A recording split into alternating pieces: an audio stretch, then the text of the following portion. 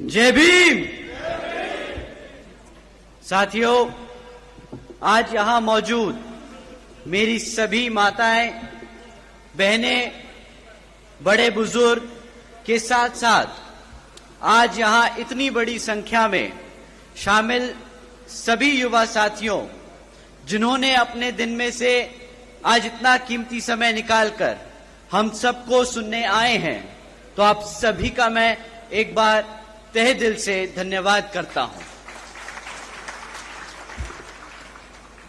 और आज इस विशाल जनसभा को सफल बनाने के लिए जो हमारे बसपा और एनएलओ के सभी छोटे बड़े पदाधिकारी एवं नेतागण और हमारे मूवमेंट की जान, हमारे मेहनतकश कार्यकर्ताओं ने जो मेहनत कर आज इस सभा को सफल बनाया, तो आप सभी का भी मैं तहे दिल से धन्यवाद करता हूं।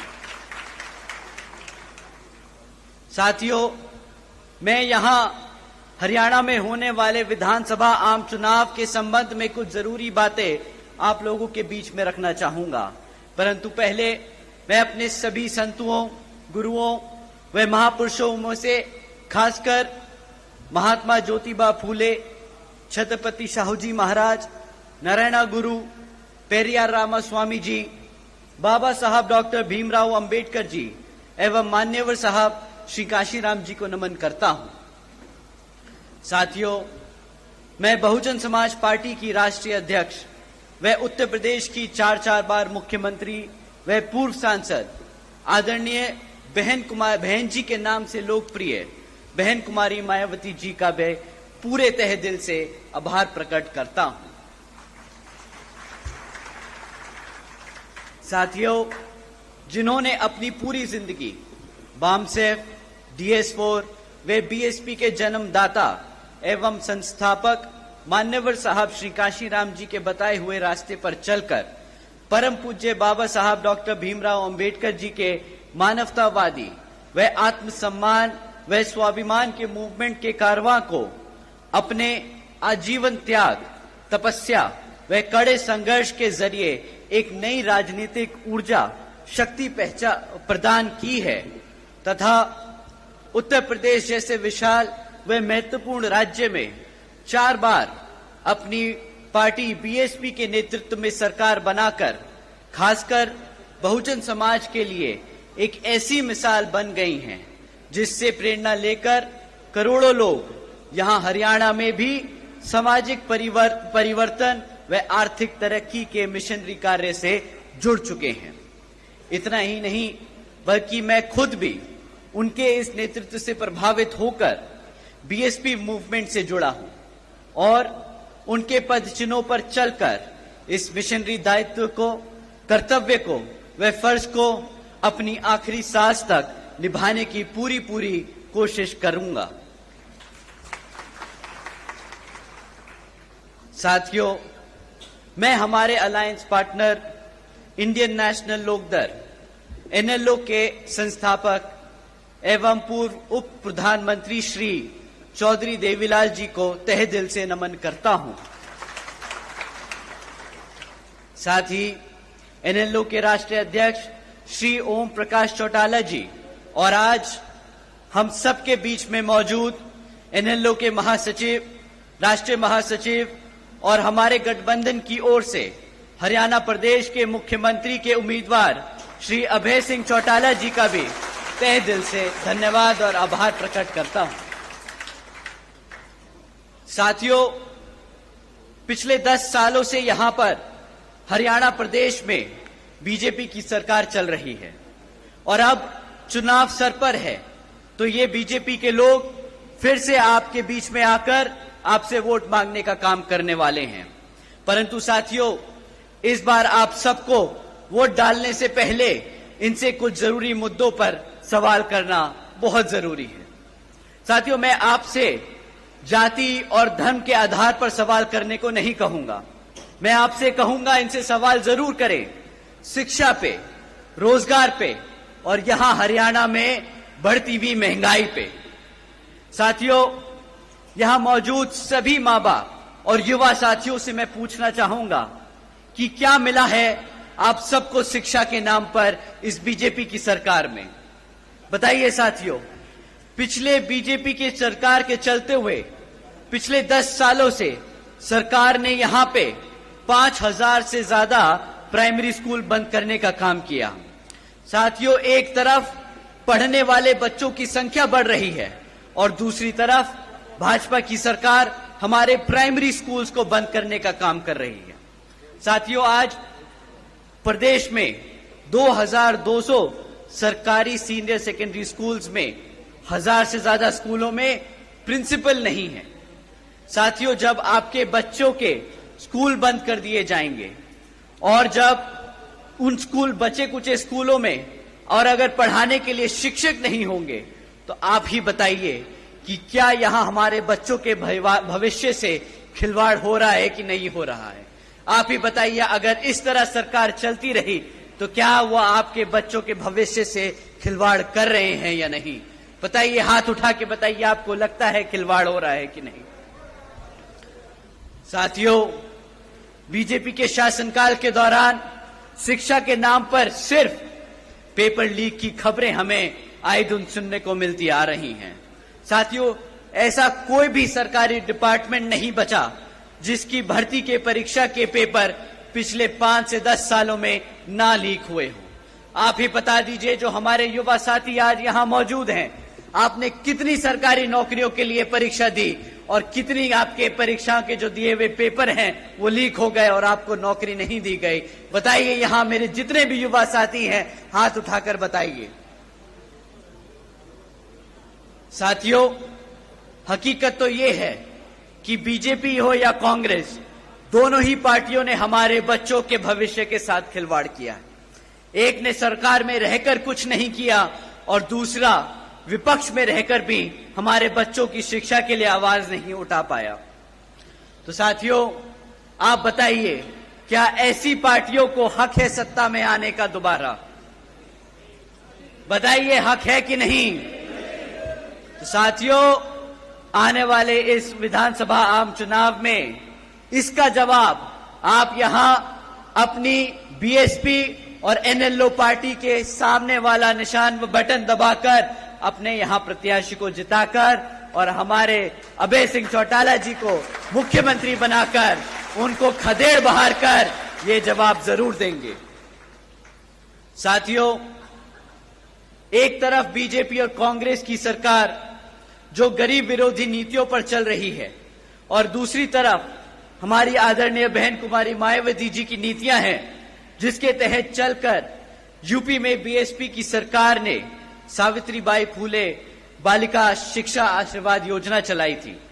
साथियों, आपको जानकर हैरानी होगी कि जिस तरह इस योजना के तहत 7 लाख से ज्यादा बच्चियों को 12वीं तक की शिक्षा प्राप्त करने के लिए 600 करोड़ से ज्यादा की लागत इन बच्चियों को अपने पैरों पर खड़ा कर एक उज्जवल भविष्य देने के लिए बहन जी ने उत्तर प्रदेश में खर्ची थी। और इतना ही नहीं साथियों, आदरणीय बहन जी ने अपने शासनकाल में यूपी में 5550 से ज्यादा प्राइमरी स्कूल्स का निर्माण करवाया था। इतना ही नहीं, पहली बार बहन जी ने हॉस्टल्स में गरीब वंचितों के बच्चों के लिए 27% आरक्षण का भी इंतजाम सुनिश्चित किया था। साथियों, एजुकेशन की बात है तो आपको जानकर हैरानी होगी कि इसके साथ साथ बहन जी ने, आदरणीय बहन कुमारी मायावती जी ने 6 engineering colleges, 2 homeopathic colleges, 24 polytechnic colleges, 2 paramedical colleges, 6 universities, 200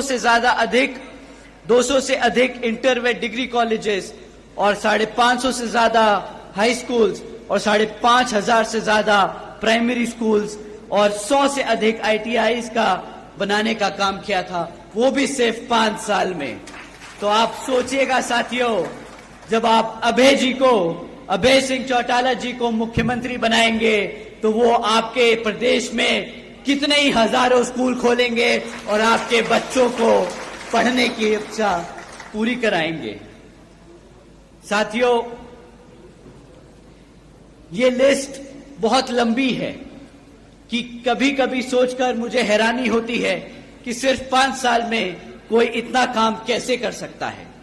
लेकिन साथियों, अगर अपने समाज के लिए, अपने लोगों के लिए काम करना कोई चाहे तो असंभव काम भी संभव हो जाता है।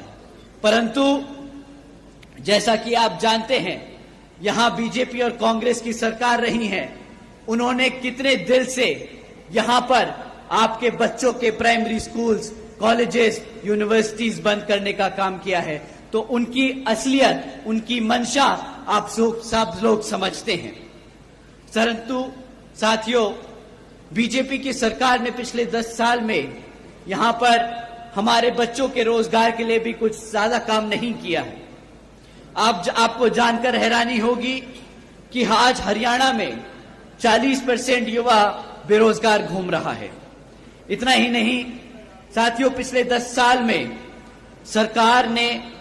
सरकार में लगातार होने के 10 साल सरकार में होने के लगातार बाद भी आज 2 लाख से ज्यादा सरकारी नौकरियों के पद खाली पड़े हैं। तो साथियों, आप समझ जाइए कि एक तरफ 40% युवा बेरोजगार घूम रहा है और दूसरी तरफ सरकार के पास 2 लाख से ज्यादा पद खाली पड़े हैं।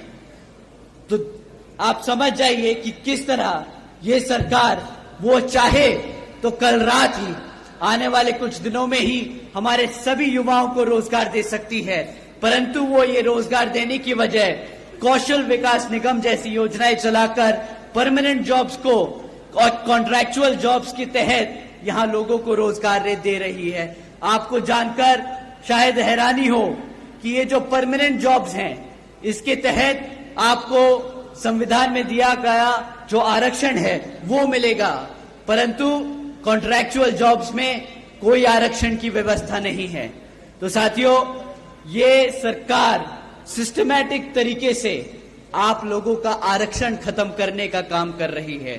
साथियों, एक तरफ बीजेपी की सरकार ऐसे काम कर रही है जहां हमारे लोगों को गरीब और कमजोर बनाया जा रहा है, और दूसरी तरफ कांग्रेस भी बीजेपी की तरह ही सरकार चला रही है, जो ऐसी बीजेपी की तरह उन मुद्दों पर उसे घेर नहीं रही तबकि वो ऑपोजिशन में बैठी है।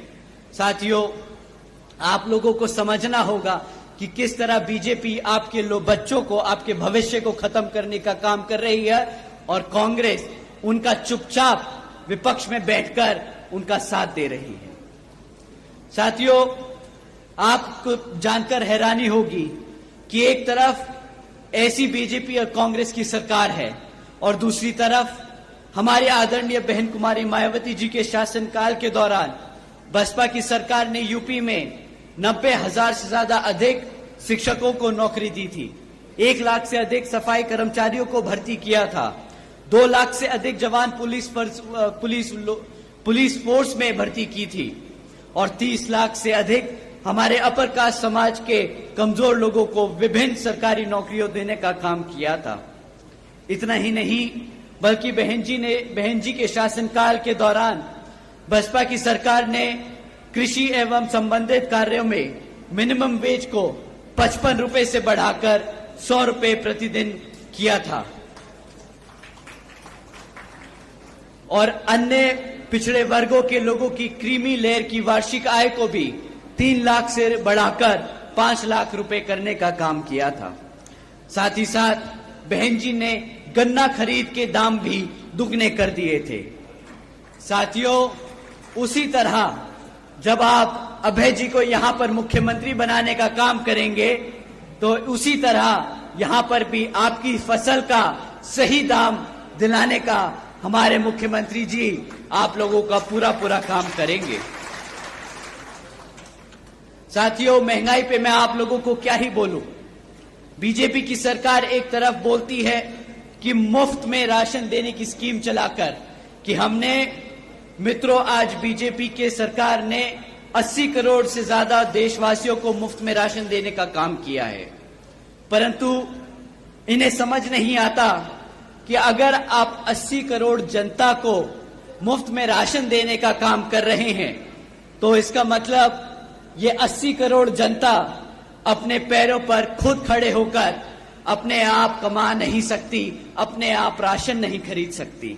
तो साथियों, जो सरकार आपके समाज को, आपके भविष्य को इस कदर खोखला कर दे कि वो अपने घर में खुद ही राशन खरीद कर अपने माँ बाप को ना खिला सके, तो क्या ऐसी सरकार को आप चाहेंगे कि वो सत्ता में बनी रहे या नहीं?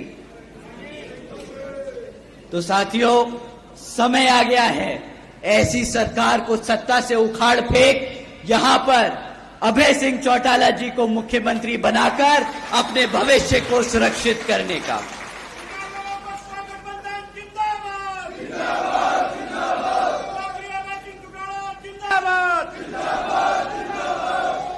साथियों, इन्हीं कुछ जरूरी बातों के साथ ही अब मैं आप सभी लोगों से और मेरी तरफ से, मेरे साथ साथ व खासकर आदरणीय बहन कुमारी मायावती जी की भी यही विशेष अपील है कि इस विधानसभा आम चुनाव में आप सभी लोग हर मोर्चे पर सावधान रहें। आपका वोट बहुत कीमती है। आपका वोट कोई खरीद ना पाए, आपका वोट कोई लूट ना पाए, आपका वोट कोई पढ़ने से रह ना जाए।